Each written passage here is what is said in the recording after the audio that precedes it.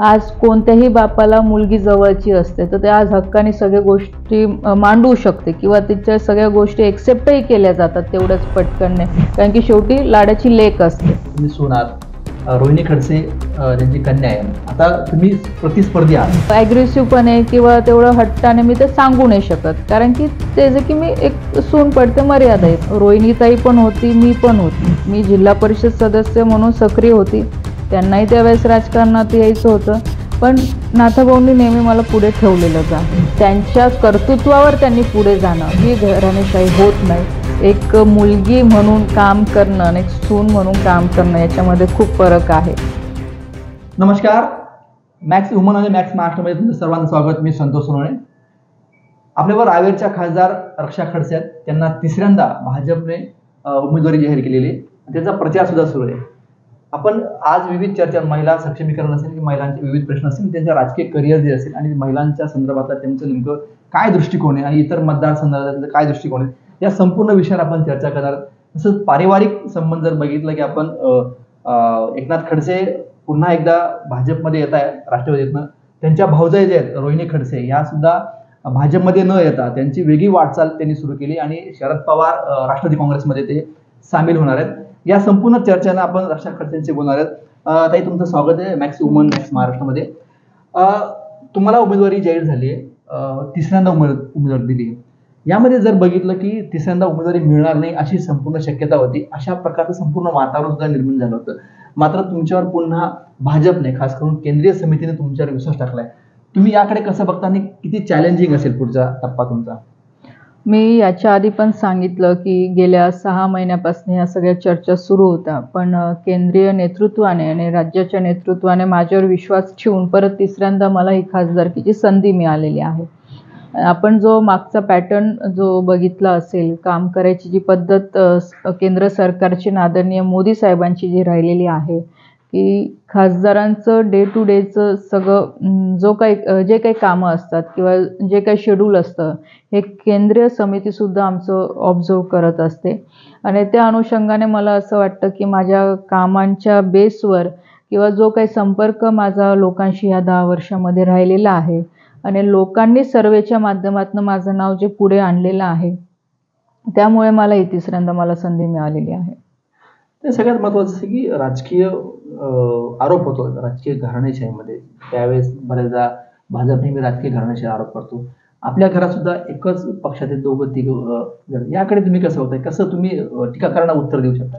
बघा, घराणेशाही हा वेगळा प्रकार झाला आणि याचं उत्तर स्वतः आदरणीय मोदी साहेबांनी लोकसभेमध्ये सुद्धा दिलेलं आहे की घराणेशाही म्हणजे जे स्वतःचा पक्ष तयार करून त्या पक्षावरच कायम हक्क ज्यांनी गाजवलेला आहे ती घराणेशाही होतात. एका घरातनं 4 मेंबर किंवा 5 मेंबर येणं पक्षामध्ये काम करण्यासाठी आणि त्यांच्या कर्तृत्वावर त्यांनी पुढे जाणं ही घराणेशाही होत नाही. आज जरी माझ्या परिवारामध्ये मी असेल, आज नाथाभाऊ किंवा रोहिणीताई ज्या आता राष्ट्रवादीमध्ये आहे, नाथाभाऊ पण राष्ट्रवादीमध्ये होते, त्यांनी सांगितलेलं की मी भाजपमध्ये प्रवेश करणार आहे. पण आज जरी मी नाथाभाऊंची सून असेल, 10-12 वर्षापासून मी राजकारणात काम करते आहे. नावाच्या बेसवर मी एक वेळा निवडून येऊ शकते, पण दुसऱ्यांदा तिसऱ्यांदा मला माझं कर्तृत्व सिद्ध करायचं आहे, मला माझं नेतृत्व सिद्ध करायचं आहे आणि जनतेला तो विश्वास झाला पाहिजे. जरी या खडसे घराण्यातल्या जरी असल्या तरी यांचं स्वतःचं कर्तृत्व आहे, यांचं स्वतःचं लोकांशी संपर्क आहे आणि काम करायची एक त्यांच्यामध्ये आपण जे म्हणतो की काम करायची एक क्षमता आहे. हे लोकांना जोपर्यंत ते एक्सेप्ट होत नाही तर लोक किती राजकीय वारसा जरी असला तर लोक अशा लोकांना साथ देत नाही. पण माझ्या बाबतीत जर मी बघायला गेली, आज जरी मी जसं आधी सांगितलं नाथाभाऊंच्या मी सून नक्कीच आहे, पण मागच्या 10-12 वर्षामध्ये मी माझंही स्वतःचं नेटवर्क उभं केलेलं आहे मतदारसंघामध्ये. वेगळ्या योजनेच्या माध्यमातून मी लोकांच्या संपर्कात आहे किंवा आदरणीय मोदी साहेबांनी जे आम्हाला 10 वर्षात जे काही शिकवलं की बाबा एक लोकप्रतिनिधी कसा पाहिजे किंवा तो लोकांमध्ये जाऊन विकास कामांसोबत सामाजिक कामांसोबत पण कसा जोडला गेला पाहिजे, ह्या आधारित मी सगळे कामं या 10 वर्षात केलेली आहेत. नाही, राजकीय घराण्याच्या सून म्हणजे तुम्ही आहात. एकनाथ खडसे अनेक वर्ष 40 वर्ष भाजपमध्ये होते, नंतर राष्ट्रवादी गेल्या. राजकीय सून म्हणून तुम्ही जर बघितलं, तुम्ही खासदार आहात, तुम्ही खरं तर प्रवास जर तुमचा ग्रामपंचायत सरपंचपासनं तर तुम्ही जिल्हा परिषदच्या सभापती, शिक्षण सभापती, आरोग्य सभापती राहिल्यात. तुम्ही खासदार झाल्यात. यावेळेस राजकीय काही अडचणी येतात का? काय अडचणीचा सामना करावा लागतो का राजकीय घराण्यातली सून म्हणून? नक्कीच मी सांगेल, की एक मुलगी म्हणून काम करणं आणि एक सून म्हणून काम करणं याच्यामध्ये खूप फरक आहे. कारण की शेवटी जेव्हा राजकीय घराण्यातली मुलगी काम करत असते, ती लहानपणापासून त्या घरात वाढलेली असते. लहानपणापासून सगळं राजकारण बघितलेलं असतं. आज कोणत्याही बापाला मुलगी जवळची असते, तर ते आज हक्काने सगळ्या गोष्टी मांडू शकते किंवा तिच्या सगळ्या गोष्टी एक्सेप्टही केल्या जातात तेवढ्याच पटकन. कारण की शेवटी लाडाची लेक असते. पण त्याचंच अपोजिट सूनच्या बाबतीमध्ये असतं. ते माझ्यासोबत झालं नाही, पण जे जनरली मी बघते, की सून असल्यानंतर मर्यादा येतात. बऱ्याचशा गोष्टी कसं बोलणार, कसं सांगणार, समोरून मला कसं रिस्पॉन्स भेटणार, ह्याही मनामध्ये शंका असतात. त्याच्यामुळे बऱ्याचशा गोष्टी ज्या सांगायच्या असतात ते पण सांगू शकत नाही. तेवढ्या अधिकाराने मी बोलू शकत नाही किंवा कोणीही माझ्यासारखी जी सून असेल. आज ह्या सगळ्या परिस्थितीमधनं आम्हाला जावं लागतं आणि दुसरी महत्त्वाची गोष्ट म्हणजे, की आज सासरेचं नातं आणि वडिलांचं नातं हे नक्कीच जेवढं वडिलांना आपण म्हणजे हक्काने कोणत्याही गोष्टी सांगू शकतो किंवा आईला सांगू शकतो, तसं सून म्हणून सासऱ्यांनाही त्या गोष्टी सांगायला मर्यादा येतात किंवा सासूंना सांगायला मर्यादा येतात. आणि बाकीचे दुसरे रिस्ट्रिक्शन असतातच. आता सून म्हणून जेव्हा मी काम करते, जेव्हा समाजामध्ये जाऊन मी काम करते, तर नक्कीच 4 लोकांचं बघण्याचा दृष्टिकोन माझ्याकडे एक वेगळा असतो. आज मुलगी म्हणून जर काम करायला गेलं, तर तिच्याकडे बघायचा दृष्टिकोन खूप वेगळा असतो. तर सगळ्या मर्यादा सांभाळून सुनेला काम करावं लागतं. मला असं वाटतं, की ते कुठेतरी मुलीच्या बाबतीत होत नाही. मुली पूर्ण अधिकाराने फिरतात किंवा त्यांच्या सगळ्या गोष्टी एक्सेप्टही केल्या जातात. सुनेच्याही केल्या जातात, पण 19-20 त्याच्यामध्ये होत असतं. म्हणजे खूप बोलले तुम्ही, महत्त्वाचा विषय बोलले, की मर्यादा असतात. म्हणजे मुलगी आणि सून हा सगळ्या संपूर्ण भारतीय संस्कृतीमध्ये तो आपल्याला पार्ट येतो. असा एक तुम्ही हा प्रश्न म्हणजे ज्यावेळेस मी विचारला, तुम्ही ज्यावेळेस उत्तर देत होते, त्यावेळेस एक उपप्रश्न असा आला, की असं काही झालं की एकनाथ खडसे ज्यावेळेस म्हणजे तुम्ही सून आहात, रोहिणी खडसे त्यांची कन्या आहे. आता तुम्ही प्रतिस्पर्धी आहात. बघा गेलं भविष्यात अजून प्रतिस्पर्धा वाढेल, कारण प्रचारात कदाचित ते तुमच्या विरोधात प्रचार करतील आणि तुम्हाला भाजपचा प्रचार करावा लागेल. अशा वेळेस जनरली हा जर प्रश्न राहिला, तरी असं काही एवढ्या काही 10 वर्षामध्ये असं काही झालं की म्हणजे सून म्हणून थोडा मर्यादा आला आणि मुलीला काही ते झुकतं माप दिलं, असं काही क्षण आलाय का? बघा तसं तर म्हणजे मी ते बोलताना म्हणूनच सांगितलं, माझ्या बाबतीत तसं नाही झालेलं आहे. मी तर नेहमीच सगळ्यांना म्हणते, ठीक आहे, आज नाथाभाऊ राष्ट्रवादीत जरी गेलेले असले किंवा आता ते परत घर वापसीचा पण त्यांचा व्यक्तिगत निर्णय त्यांनी घेतलेला आहे. पण नाथाभाऊंनी जेव्हापासनं मी सरपंच झाले, जेव्हापासनं मी राजकारणात आले, ठीक आहे, त्यांनी मला दिशा नक्की दिली असेल किंवा जिथे अडचण आली तिथे नक्कीच मदत केली असेल. पण कधी माझ्या व्यक्तिगत जीवनामध्ये कधी त्यांनी इंटरफिअर केला नाही. मी राजकारणात आल्यावर किंवा निखिल असताना पण निखिलने पण नाही कधी केलं. मी जिल्हा परिषद सदस्य होती, की तू हेच काम केलं पाहिजे किंवा ते स्वतःहून पुढे मला मागे ठेवून ते पुढे गेले असतील, असं कधी नाही झालं. मला माझे अधिकार आजपर्यंत त्यांनी दिलेले आहे किंवा मला जे वाटतंय ते मी केलं पाहिजे.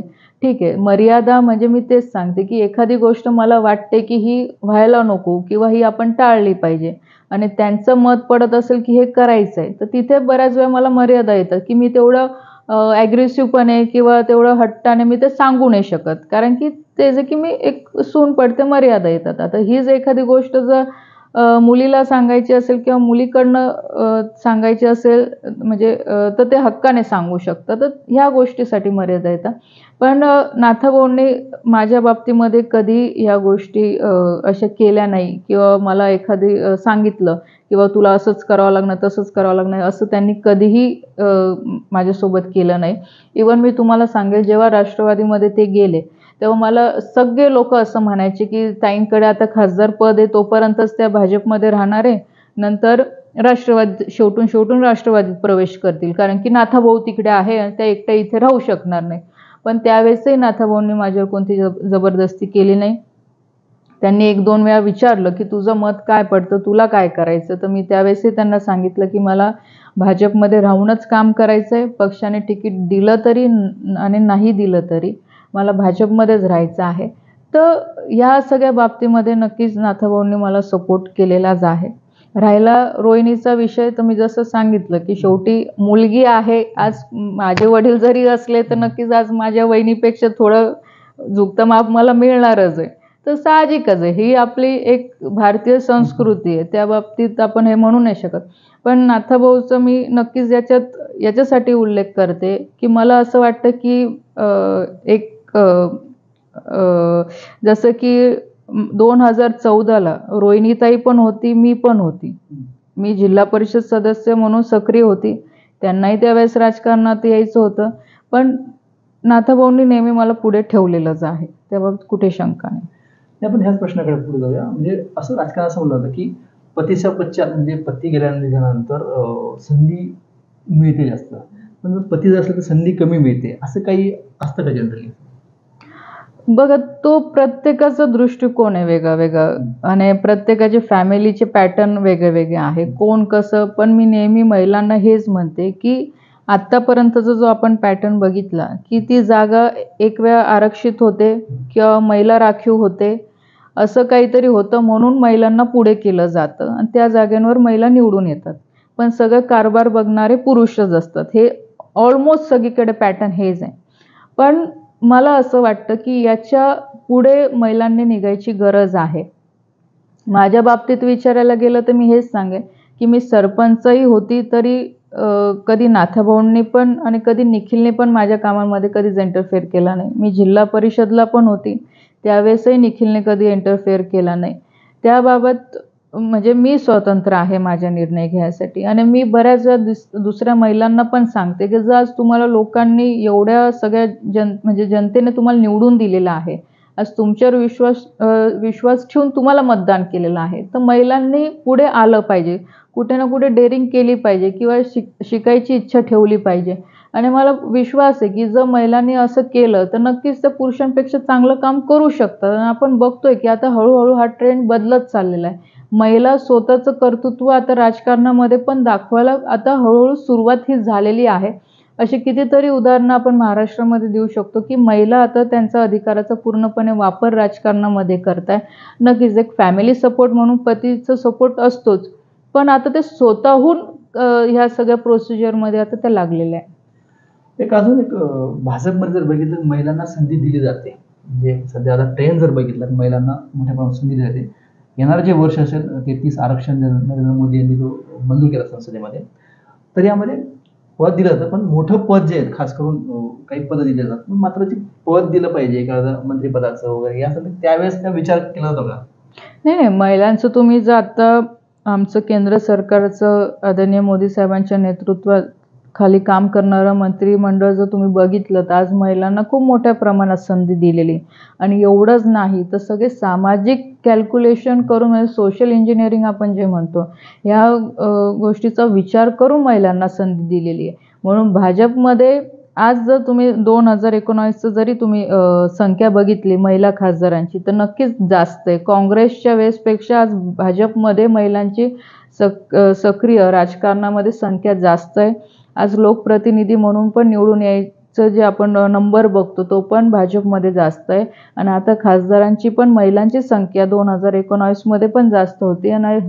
आणि जे आता बिल पास गेलेलं आहे 33% आरक्षणचं, तर याच्याने क्लिअर आहे की आज भाजप ह्या गोष्टीला घेऊन चाललेली आहे की जसं वोटिंगमध्ये 50% महिलांचा वाटा आहे, तसंच सक्रिय राजकारणात पण महिलांचा पण तेवढाच वाटा चा सहभाग असणं हे गरजेचं आहे. पण सध्या जर बघितलं की सध्याचं राजकारण खूप वेगळ्या टोकाचं गेलं आहे.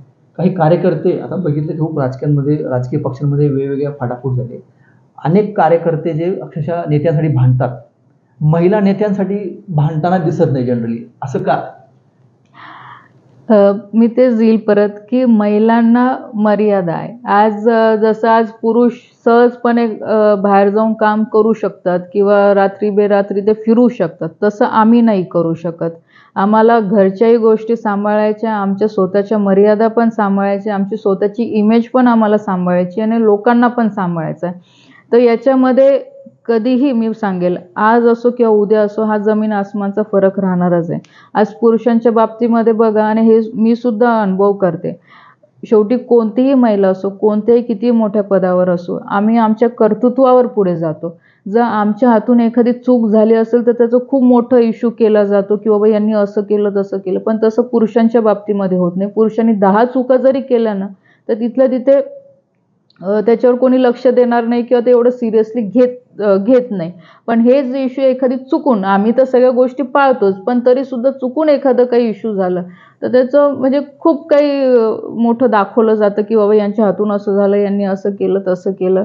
पण ही अडचण तर मी पण मान्य करते आणि मलाही त्याचा त्रास ह्या मागच्या 10 वर्षामध्ये राजकारणात झालाच आहे.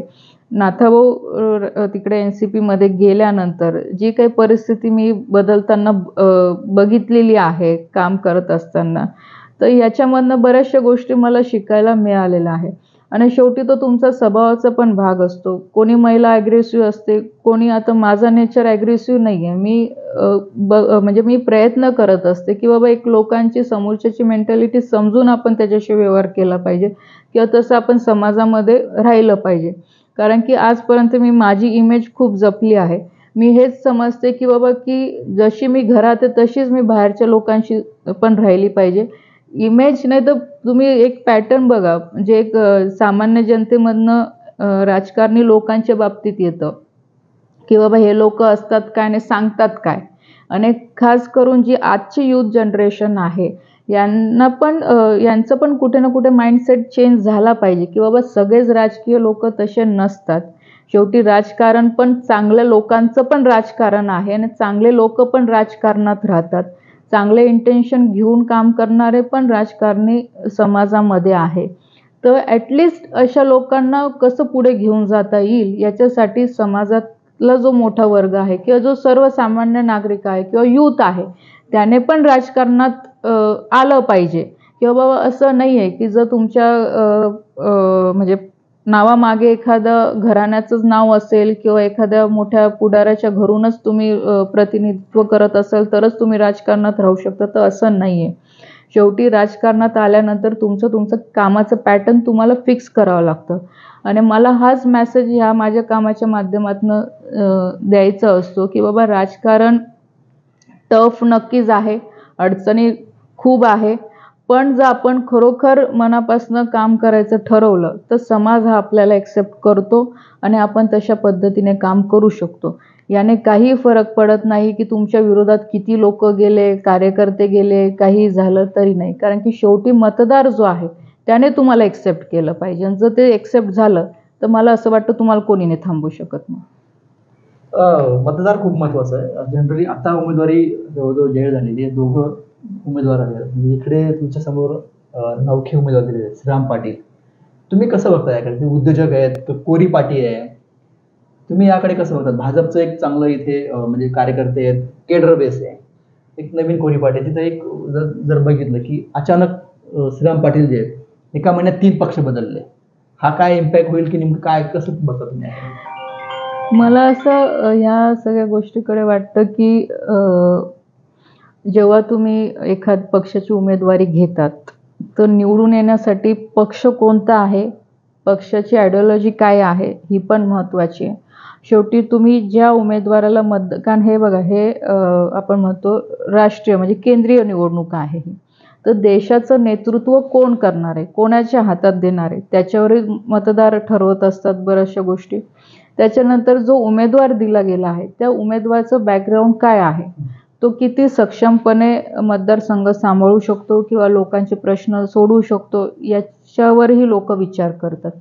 आणि 5वी गोष्ट की त्यांचा संपर्क काय, त्यांचं मेन राजकारणात यायचं इंटेन्शन काय, हे पण लोक बघतात. का आता आधीसारखा पैसा आहे म्हणून सगळंच काही झालं अशातलं नाहीये.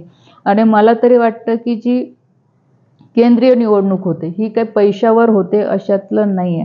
शेवटी तुमचा बेस असणं हा पण तेवढाच महत्त्वाचा आहे. आज माझे प्लस पॉईंट काय, आज मी भारतीय जनता पार्टीचे उमेदवार आहे.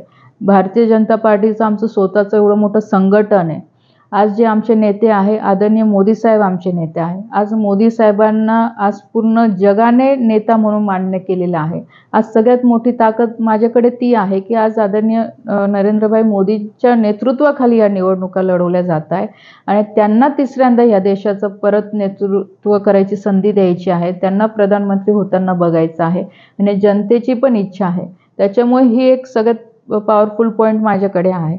तिसरं की आज माझं स्वतःचं इथे जे काही मी उभं काम केलेलं आहे मागच्या 10-12 वर्षामध्ये, ते एक खूप मोठं एक माझ्याकडे प्लस पॉईंट आहे की या 10 वर्षामध्ये सातत्याने लोकांमध्ये येणं जाणं माझं राहिलेलं आहे, संपर्क राहिलेला आहे, माझे कामं आहे आणि मागच्या 10 वर्षामध्ये ज्या केंद्र सरकारच्या माध्यमातून ज्या काही योजना आणल्या आहेत त्या प्रत्यक्षामध्ये मी राबवलेल्या आहे.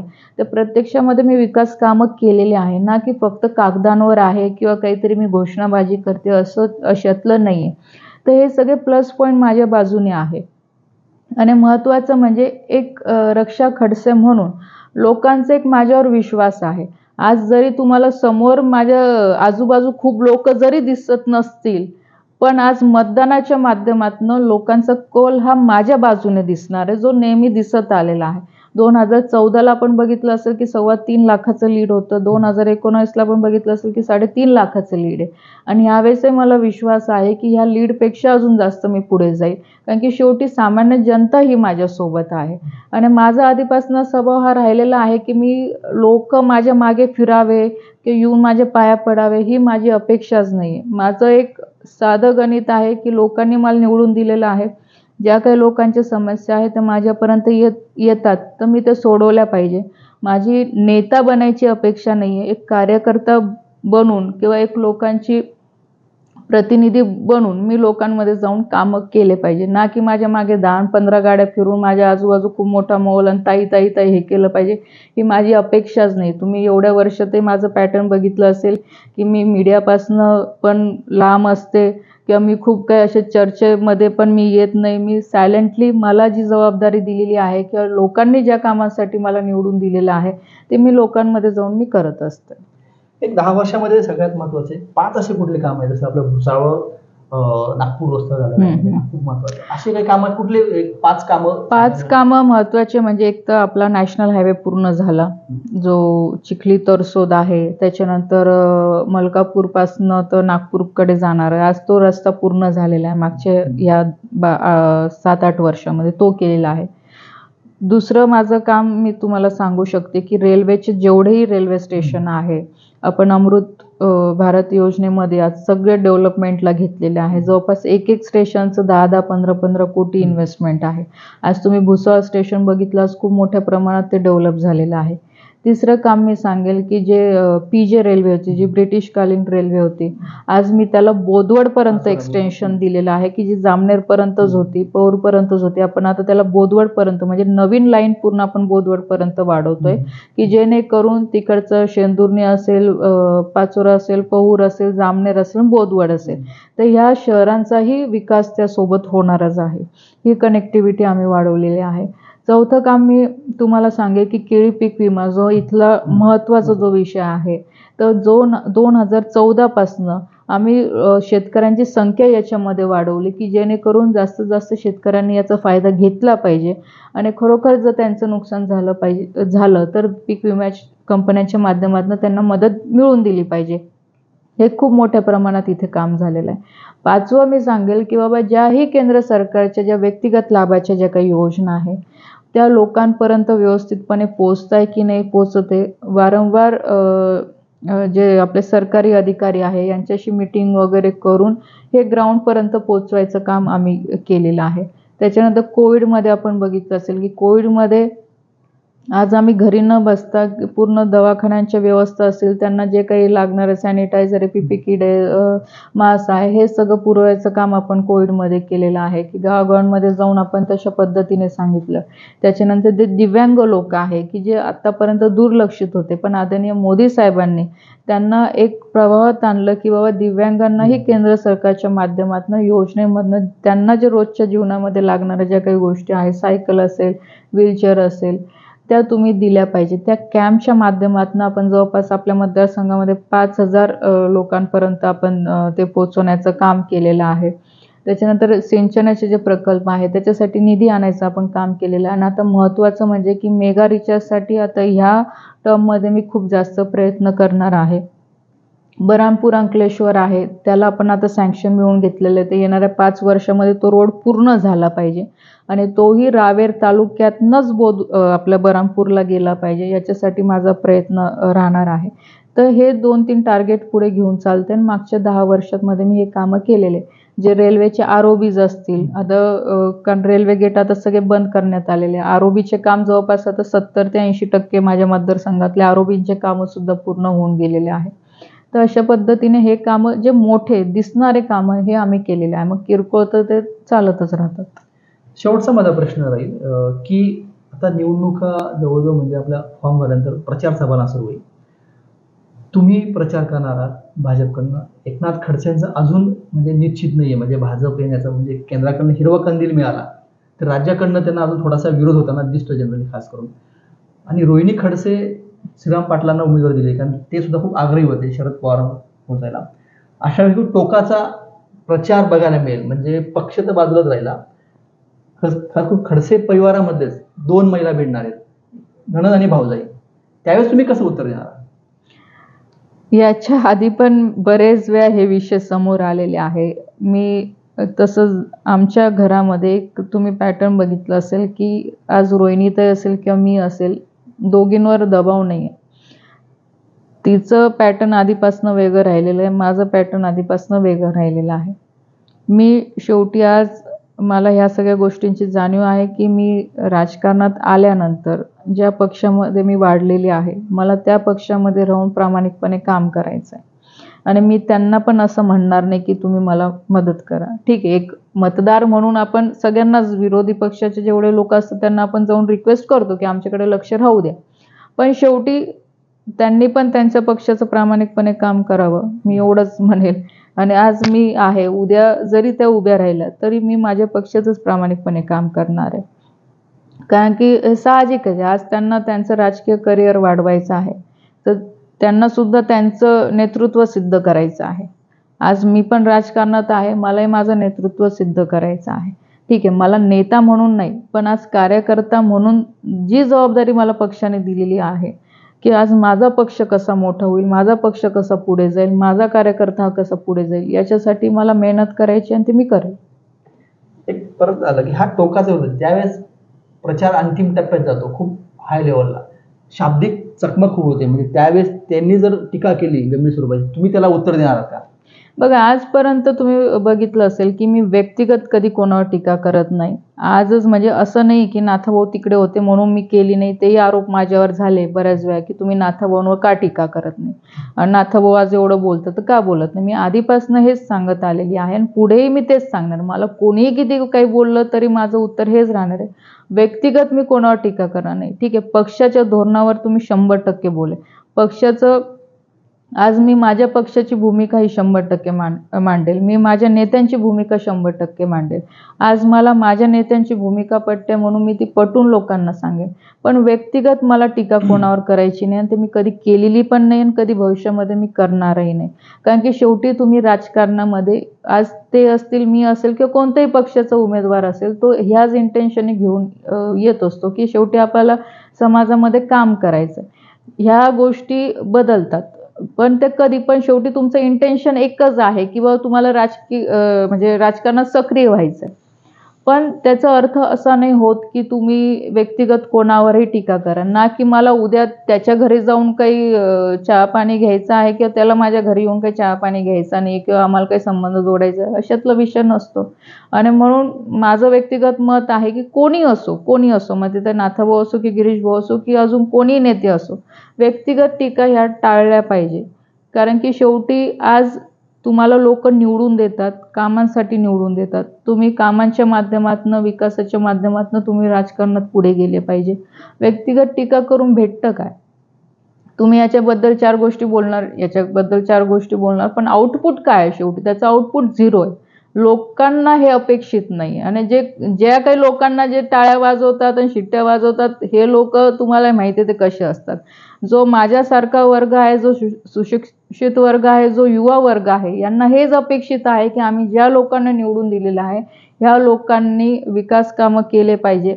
आपल्या जिल्ह्याचा, आपल्या मतदारसंघाचा कसा विकास होईल, कसं पुढे जाईल ह्यासाठी काम केलं पाहिजे, ही सर्वसामान्य जनतेची भावना असते, जी आजपर्यंत मला लक्षात आलेली. म्हणून आज रोहिणी खडसे असेल किंवा अन्य दुसरे कोणतेही नेते दुसऱ्या पक्षाचे असतील, ते कितीही म्हणजे टोकाची भूमिका माझ्या बाबतीत घेत असतील किंवा व्यक्तिगत टीका करत असतील तर मी करणार नाही. तुम्हाला उदाहरण हे सांगेल की आता आमचे आमदार तेही व्यक्तिगत माझ्यावर बोलतात, मग मी आजपर्यंत संयम ठेवलेला आहे की मी आजपर्यंत कधी नाही बोलले आणि व्यक्तिगत मी सहसा जात नाही. म्हणजे व्यक्तिगत टीका टाळल्या पाहिजेत, हे राजकारणाचं खरं तर एक अलिखित नियम आहेत, ते नियम पाळले पाहिजे असा एक मेसेज रक्षा खडसे ज्या रावेरचे उमेदवार त्यांनी दिलाय. त्यांनी एक महत्त्वाचा मुद्दा मांडला की मला नेता व्हायचं नाही, मला कार्यकर्ताच व्हायचं आहे आणि विकासात्मक मार्गातनंच लोकांचे कामं करायचे. आणि कितीही टोकाची आपल्या विरोधात टीका केली तरी मी कोणावर टीका करणार नाही, सामंजस्याने आपण प्रश्न सोडवणार असंच त्यांचं मत आहे. आणि महिला उमेदवार म्हणून त्यांनी आपली वाटचाल सुरू केली आहे आणि येत्या काही दिवसात त्यांचे प्लॅन त्यांनी सांगितले आणि विकासाचा सुद्धा त्यांनी नारा दिलाय. तुम्हाला हा व्हिडिओ कसा वाटला नक्की कळवा. पाहत राहा मॅक्स महाराष्ट्र.